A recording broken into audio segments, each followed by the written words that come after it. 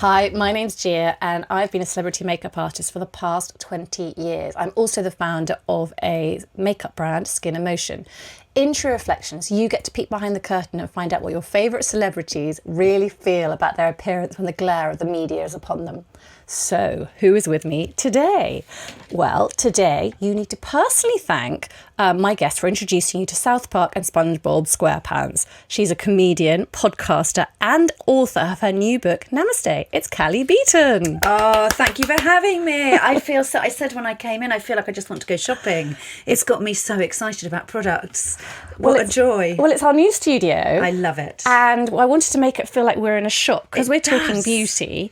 It just feels a bit like, ooh, what would you like? I might change the screen sometimes. It'd be quite funny to see different products and like, ooh, do you like that product? Or no, I like that one. I'm very suggestible. I would have my credit card out and be buying things that don't exist. It's just what I'm like. So yes, I'm your girl. Like Claire's accessories for grown-ups. Exactly. It's amazing. I love it. It's put me in a very good mood. Now, I am absolutely fascinated. Now, I thought I had a weird sort of career journey.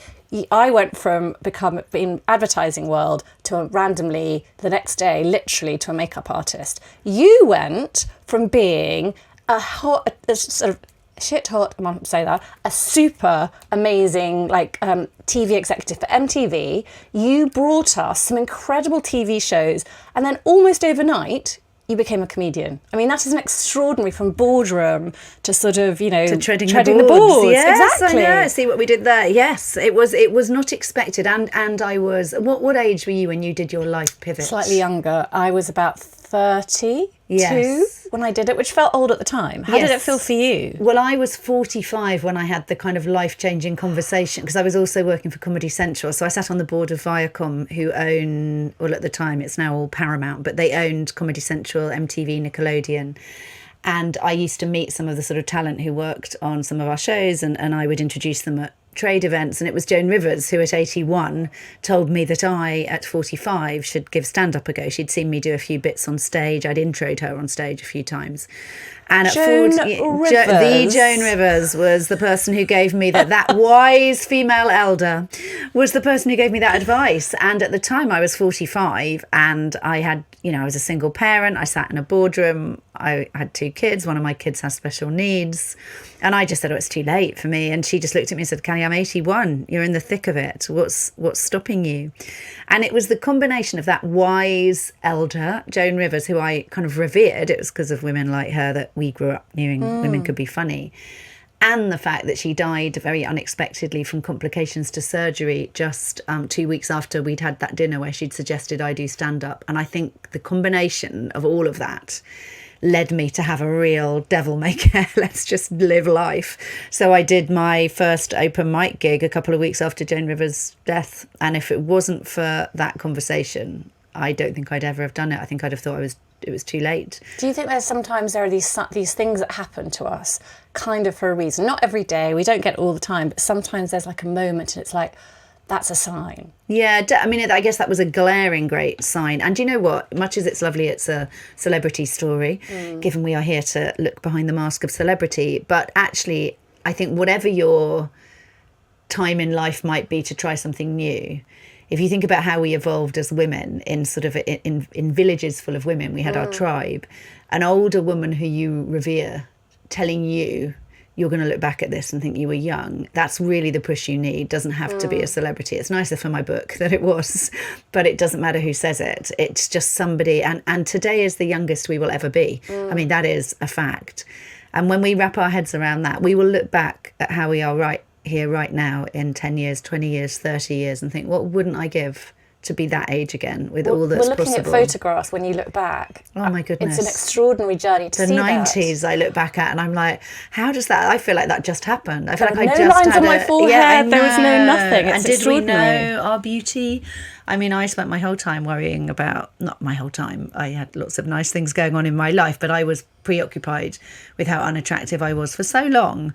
And I think, what a waste. And I look back now and I'm like, you were just young and glowing and lovely. And, we just are hard on ourselves, aren't we? I know. And I think at culture, it's still it's still there, and it's how you're kind of teaching people, the younger generation and boys as well, to feel good in their own skin. Definitely. So, because this is a beauty podcast, going back, what were your kind of favourite makeup products when you were younger? So if you did feel challenged, what were the sort of go-to products that you like to use? Well, I so lacked confidence and self-esteem and hid behind such a massive mask that in the 80s, when I was a teenager, that massive mask included massive hair, obviously. So I found a picture of one of my 80s perms, which made Carol Decker's hair looked quite calm. It was like, Carol Decker. yeah, I loved Carol. But I mean, so massive, so 80s me, so teen me would have been massive ginger hair in those days, not helped by henna as it now is. It just was that lovely colour. And again, I did not realise how lucky I was to have red hair all those years that just was vibrant and red. It's a beautiful thing to have. Yeah, I know. And now it's gone, does what redheads have done. It's gone sort of sludgy brown underneath everything. It's not gone grey, but it's lost its lustre. So anyway, it was naturally red and, you know, loads of it and curly and everything. And then really so much makeup. I mean, thick eyeliner, you know, dark eyeliner always. Actually, no, I didn't do so much foundation, but loads of blush. I mean, I was very made up, which was quite an 80s thing. But I look back now and I think, oh, I just never would have left the house without makeup in those days.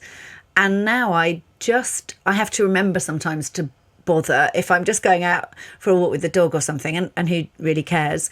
But I sometimes think, oh no, you should at least put a comb through your hair, like at least, you know, wash your face, be clean and in clothes that aren't covered in mud from yesterday's fit for dog human walk. consumption. Exactly. I call it. So but I'm relieved if I can have some no makeup or minimal makeup time. And I actually, so in those days a lot of a mask really, and I was deeply insecure, and I look at pictures of myself and it was just not too much. I'm not judging anyone who wants to wear that much makeup and have that much done to their hair, but I think the fact I couldn't waver from it because I don't think I trusted what was underneath, I find that a bit sad now looking back. And I think it's trying to, you know, I always try and look back and go, what would you tell young girls now?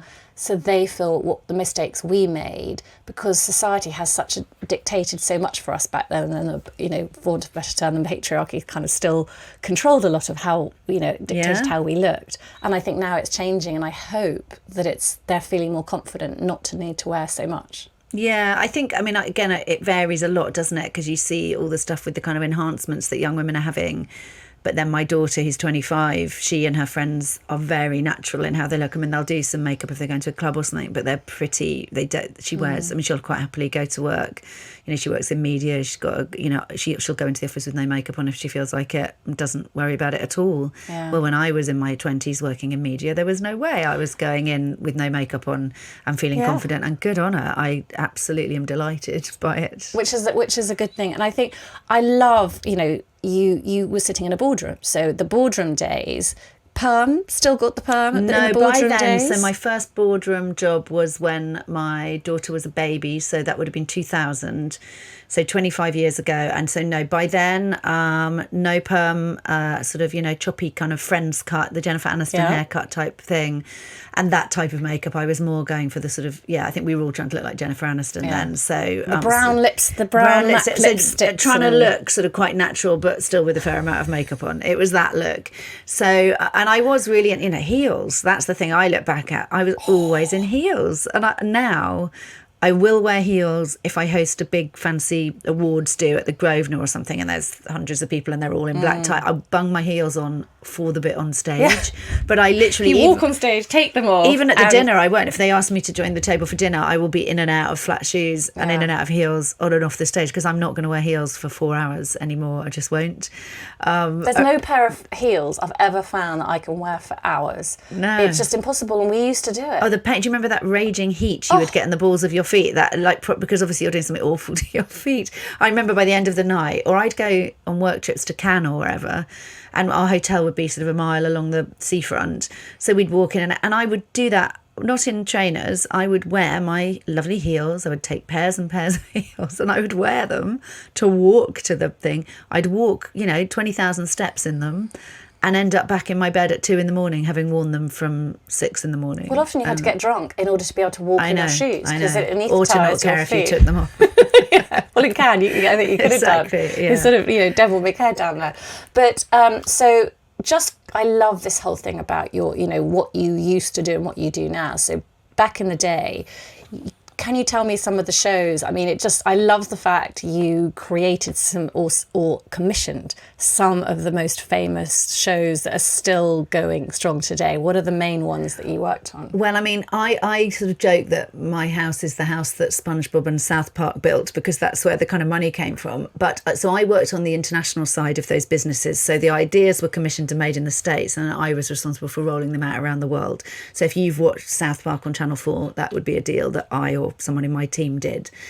And even though it's a lovely claim to fame that I was involved in rolling those out and getting them on screens all around the world, I actually said no to South Park when it was first suggested to me when I was working at MTV and Comedy Central didn't have its own sort of international team.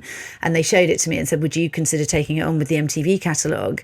And I was like, no, I just don't get it. And by that, we were doing Beavis and Butthead and things. So we were in that sort of space, and I just thought, no, we've already got Beavis and Butthead, why would we want this thing called South Park? Turned it down, and then spent the next 3 years getting it back, which I did in the end.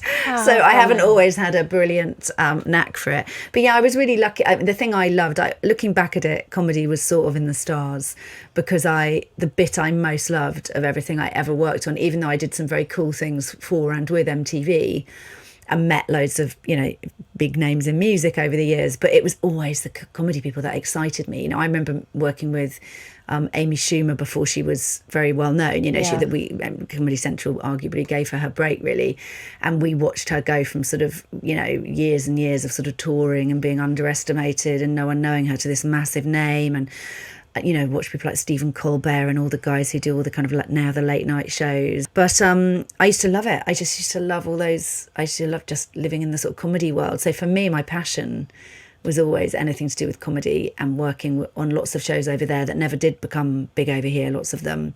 But I just loved being in the orbit of comedians and also comedy writers. Those writers' rooms in the States. It's just the most phenomenal skill. It's like being with your wittiest friends down the pub and everybody's funny. Because laughter is the most amazing tonic. So you've been through quite a journey and you've managed to weave in becoming a comedian, weave in your very true life experiences and find humour in it. Because some people would go the other way. I've done both. I've gone the other way. I've been on the flat well, it's often in the same day. Often the days I feel at my worst. I did, we were chatting before we started recording, and I was at Fern Cotton's Happy Place Festival this weekend, and it was early Sunday morning, we did a thing. We were both a bit like, we're both feeling a bit, and then we both said, but it's often when you're feeling at your absolute worst. She said, do you find when you're feeling at your absolute worst, you do your best stuff on camera or on stage? I said, completely. And she said, yeah, same. She said, sometimes when I'm just on my knees and then this stuff happens when I'm in the public eye, which is, I'm like, well, where did that come from? So I think you can... The vulnerability. And the realness. Yeah, and that's why I wanted to write a book that was both. I didn't want people thinking I've got some smug, redemptive story of, look at me, I reinvented in midlife and aren't I cool? I don't feel very cool at all most of the time. I feel like a mess most of the time, yet I'm still muddling along on this journey in midlife. That is not the one I thought I'd be on, and I am. I do have a voice and I have a platform, but it's imperfect. My goodness, everything about it is imperfect. But when the book, which I absolutely love, and this and your tour kind of go hand in hand. They do. Same name, which is unmentionable on air. Namaste something or other as... Yes, Namaste. Can we say Namaste MFs? MFs, yes. That sometimes gives people a clue. Mofos. Yes, exactly. I think it's good that we can't say it on air because it means people will now be Googling Curious. it. And while they're Googling it, they may as well buy the book and buy a tour ticket. We've slightly teased them a little bit with Namaste Mofos. Where did the name, why the name? Well, the podcast has been called that for some time. So I launched a podcast 5 years ago, a celebrity interview podcast. Which I love. Yes, without the brilliant angle that you have on your celebrity interview podcast. So mine was really sort of peeking behind the mask more on the kind of emotional and how do people live life. And yeah, so that's existed. So it is an existing brand. And I actually had a different title for this book. It was going to be called Be More Orca, because lots of the lessons in it are from my zookeeper son, and orcas are the archetypal feminists, and the post-menopausal female orcas are in charge. Yes, because I was reading about that. I love that part. Yeah, so I wanted it to be called Be More Orca, but all the publishers were saying to me, you've got to, we were talking to a few, and they were also, obviously you've got to call it what your brand is. Yes, you've got an existing there's more brand. Familiarity with that. Yeah, and they said, and you can just show. And so I was talked into it, and I'm so glad I was. It was absolutely the right decision. And as I wrote it, I thought, this sums everything up, because the Namaste is the well-being, the peace, the kind of quest for a life well lived and healthily lived with emotional intelligence, and the mofos is the rage, the mess, the reality of lots of it. So it was the two together. I thought those two together sum me up and sum lots of us up. Because as we get older, we oscillate between being on the floor, oh my God, life's terrible, and then suddenly something can switch you. Yeah. And it's minding those switches. And what I love about the book is that it just feels like your friend sitting having a chat and just going and just putting a humorous twist. And it's like reading a different type of self-help, but in a much more positive way, because it's funny. And there's bits in it that just make you laugh and just go, oh, thank God someone's saying this. It's nice to know it's real. not just you, isn't it? It's like, that was the kind of, I decided that, and thank you, that's really lovely of you to say. And it's funny, I didn't really realise I'd written a self-help book until the week it came out. My editor called me and she went, so I've got the figures back for the bestseller list. You're number 8 out of all books, and you're the number 1 self-improvement title in the UK. And I went, have I written a self-improvement book? And she went, well, yeah. And I was like, oh, I don't know what I thought it was as I was writing it. I'm delighted it's a self-improvement, self-help book. And I did put, as you'll have seen, takeouts in every chapter, because I thought if I'm spending 20 quid on a hardback, or whatever it costs, depending on your outlet, I would want something portable that I could use. So I deliberately put, I worked for many years as a coach alongside all my other jobs. And I've coached the great and the good in public life, politics, wherever. And I thought I want to put some of the things I know work in each of the chapters. So of the 10 chapters, there are 3 takeouts in each. And I thought, well, if there are 30 portable things where I could go, right, I've got a really critical inner voice right now, what could I do? And I could look it up and use it as a manual. Which is what I like, because you can dip into this. Yeah, you don't need to read it in one go. You don't need to read it. Just buy it. Don't read it. I started reading it in one go, and then I went, hang on, I can just dip into this. Oh, yeah, anytime you like. And I like the bits at the end. I really like. There's a little thing you do here, which is do try this at home. There are a few of my favourite things, and you talk about what do you want to stop doing, what do you want to keep doing, and what do you want to start doing. And I really like those kind of things where it's just I don't think we can hold too many things. Like 3 things we can hold in our brains, and you've got 3 things that you can go, okay, this week, what do I want to stop doing? What do I want to keep doing? And what do I want to start doing? So maybe we do a thing traffic light system. Yeah, and it's also, and you can do these, also you could just decide to just open up a page and, I've got a quick commute into wherever, like today, 20 minutes to get here on the tube. And I quite often will do not necessarily one in the book, sometimes one's in the book, but I have all these things, and I'll sometimes just do one on my phone. I'll just make some little notes, just a bit of a reboot and a reframe. You need a toolkit to survive, and often we forget a makeup kit and a toolkit. You can do the makeup kit, I can do the toolkit. So talking of makeup kits and toolkits, your tour, when you go on tour, we want to talk about that more in detail in a sec, but what makeup, because going from boardroom to treading the boards, we saw what we did there again. What's in your makeup kit when you go on stage? Because that's very exposing in a different way. What do you use on stage? I don't want anyone to look at me on stage and think, my God, she's got a face full of makeup. So, but I do have much more of a face full of makeup. So my daily makeup is fairly minimal. Just a bit of mascara. Quite often I'll just put in like a bit of balm on my face to make it a bit more dewy. It's very light. I go quite big on the old eyes for touring, and I do it myself.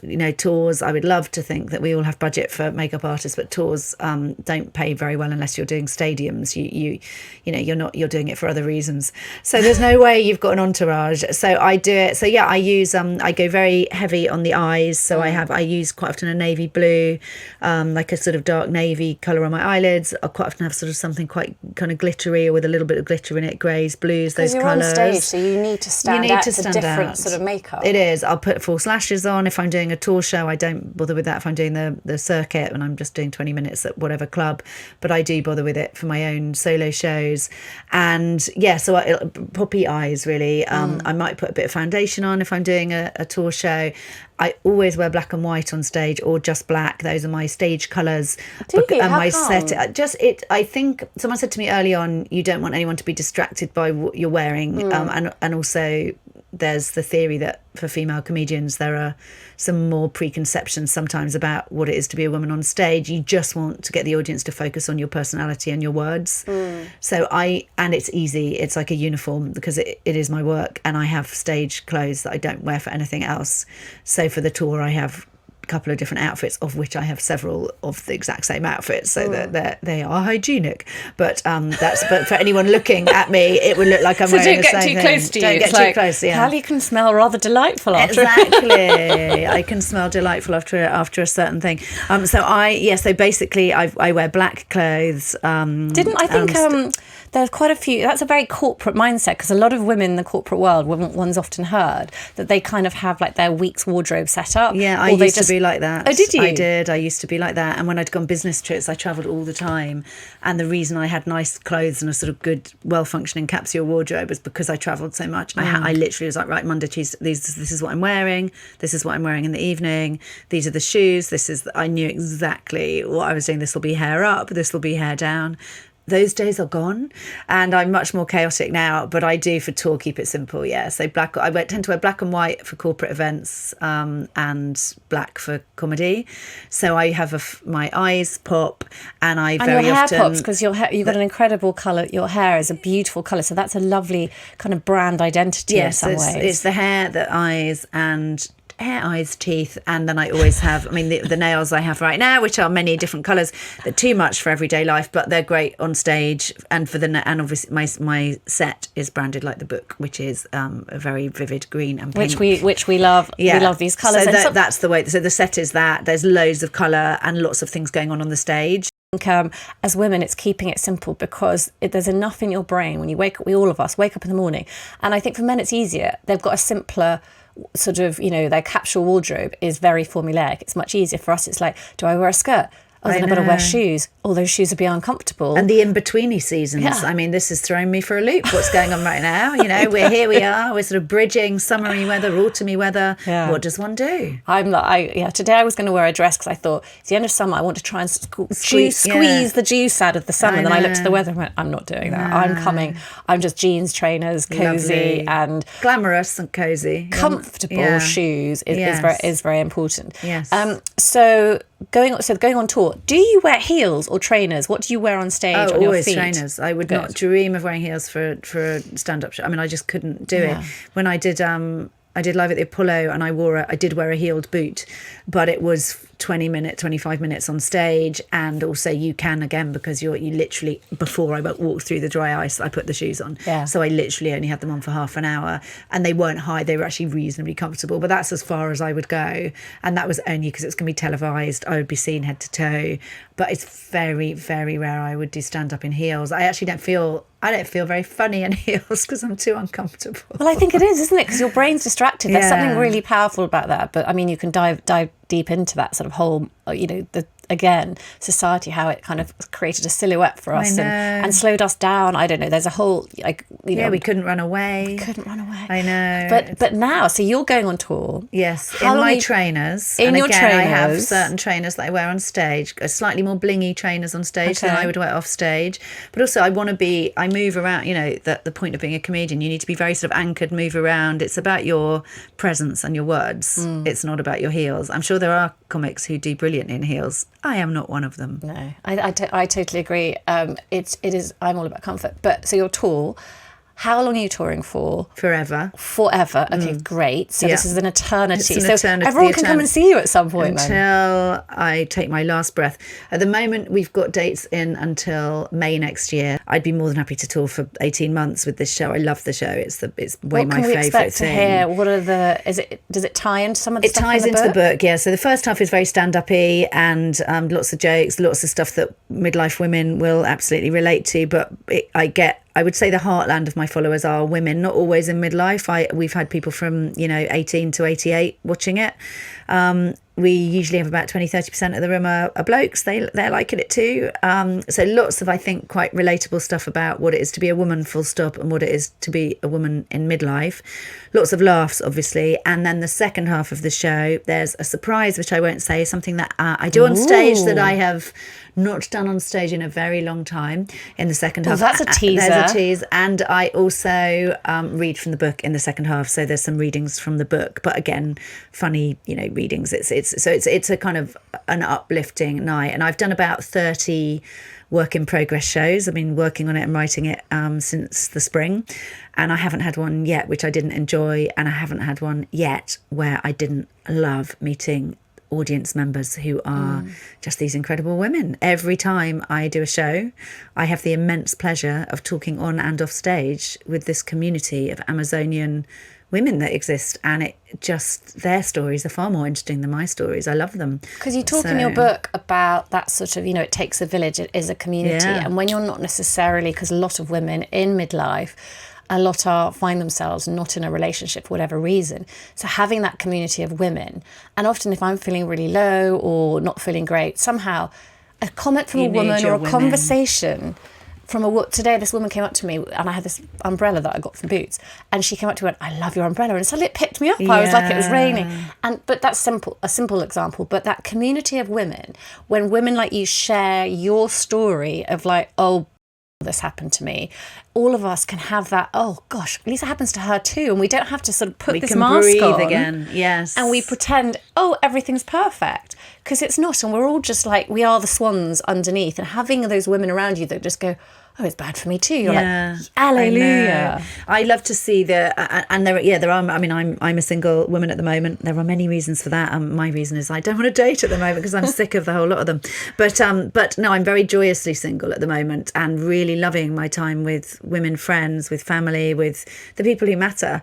And not that, I won't date again, but at the moment it just feels so lovely to be really bedding into, I do spend a lot of time in the company of my dad at the moment because he's not very well. But beyond that and my son, I do spend lots of time with women. And even things like, what we're doing now, you and I haven't had the pleasure of meeting before, but there's an instant recognition. Like we've got, within 2 seconds, you're like, oh, I'm going to really love hanging out with this woman. I'm really glad I'm here. This just doesn't feel remotely like work. It just feels like an absolutely lovely place to be. And if we're lucky enough that for a living, you and I are doing this and it constitutes working, well, aren't we the luckiest women in the world? Well, it's that getting that human connection and then sharing a story that other people can hear. Yeah. That's why I love doing this podcast, because it's allowing women, because beauty, that we all feel so pressured about our appearance. And if you hear from other people that you look to on telly and go, gosh, she looks so chic with her beautiful sort of your haircut and everything just looks polished, to hear the backstory, it makes everyone go, oh, again, it's like, thank goodness we don't have around the fire in the old, in prehistoric days of everyone communing. And we're very isolated, I think, so much more these days. So hearing these stories, we need to get around the metaphorical fire. And I do think that it's also, people don't, the reason that when I do my things on Instagram and other socials, that I know I don't re-record, I don't do my hair, I don't do, and whatever the thing is that comes to me at the time it comes is when I do the reel. So if I'm backstage about to host something, then I will be looking glamorous, and that's when I'll do the reel. More often, that is not at all the look that's going on. And I deliberately, even if I'm at home and I could go and do my makeup and I think, oh, there's a funny thing I want to do with the dog on my knee or whatever, I will deliberately do it wearing what I'm wearing, looking how I'm looking, because I think, no, that is what I'm saying I'm doing. So let's not pretend, let's not fake it. You see sometimes people going, oh, look at me, I've got no makeup on. And I'm like, well, you've spent an hour looking like you've got no makeup on, So my stuff is very much authentic and messy and scruffy a lot of the time. But that makes people warm more to you. I warm more to people like that. Yeah. The ones who are very perfect. I love lots of women who look and seem very perfect, but I don't ever think I could be like them. I look at them and think, well, good for you, but I'm miles away. What's important? What are your what would be your 3 go-tos? Well, Beauty Flash Balm. Yeah. I do. I'm a big fan, have been forever. I use a Charlotte Tilbury Flawless Filter at the moment, which I really love. And that is so it's not really like wearing foundation, but it does really makes your skin look sort of lovely. Just gives it a little bit of colour. It does look a really nice glow. It's a really, really nice glow. And then I'll always use a mascara every day. So if there's one thing that I would want, even if I went on a sort of sunny holiday, and when my daughter and I go and do our nice sort of beach holidays, the one sort of item I will still want is my mascara. Waterproof or not waterproof? Not waterproof. Not so waterproof. I wouldn't wear, if it was during the day and it needed to be waterproof, then I would be thinking, why am I wearing it then if I'm swimming or whatever? Do you have, is your colouring, do you have light eyelashes? No, my eyelashes are dark, but they're minimal. So they are brown. So because I'm a brown-eyed redhead, I have naturally brown eyelashes and eyebrows. Oh, well, that's lucky, because Charlotte Tilbury, apparently, I don't even think her husband has seen her without mascara on. Oh, really? She gets out of bed very early to put her makeup on, and I don't think even he has seen her without makeup on, which is kind of extraordinary. I don't mean to say anything bad about Charlotte Tilbury, because we'll never get any free stuff, but I find that a bit sad. Like, if you marry, I would hate to think that the person I was married to couldn't see me every which way. See you absolutely raw. Yeah, absolutely. And I would be accepting them with their paunch and their balding and their farting, and I would be like, well, that's fine, I married you, you married me, let's all be happy with what we've got. I think I can say it because I haven't got a husband, but I'm sure I'd be very natural with my husband. Well, we could natter away about all the lovely sort of silliness, and it is so lovely to meet you. And as you said, as soon as I met you when I came to collect you, I was like, oh, I like this person, we could chat for ages. You can just feel it, you can feel it. It's the women tribe, and I think people need to come and see your show. If midlife women, whatever age women, to go, let's celebrate life and feel good. And I think definitely is. You will laugh and you will cry at my show. I can almost guarantee both. Good. I can definitely guarantee the laughter. Can't guarantee the crying, and it's nice crying. Thank you. Well, Cally, thank you so much for coming in. Thank you for having me. It's been absolutely gorgeous. And as we were talking about Cally Beaton's book, Namaste Mofos, but we can't say the word because it's very naughty, and you can read it to find out all sorts of cheeky things and find out, I will tell you now, her book, Namaste, is out now, and you can see her on her Namaste tour by visiting www.callybeaton.com. Yes, it's all on there. That's it for True Reflections this week. If you enjoyed today's episode, please subscribe wherever you're watching or listening. You can find me across your social media by searching at True Reflections Podcast. I'll be back next week with another celebrity to talk through their beauty experiences, their favourite products, and delve deeper into how the ideals of beauty shapes not just our physical appearance, but the core of our identities. Until then, have a lovely week.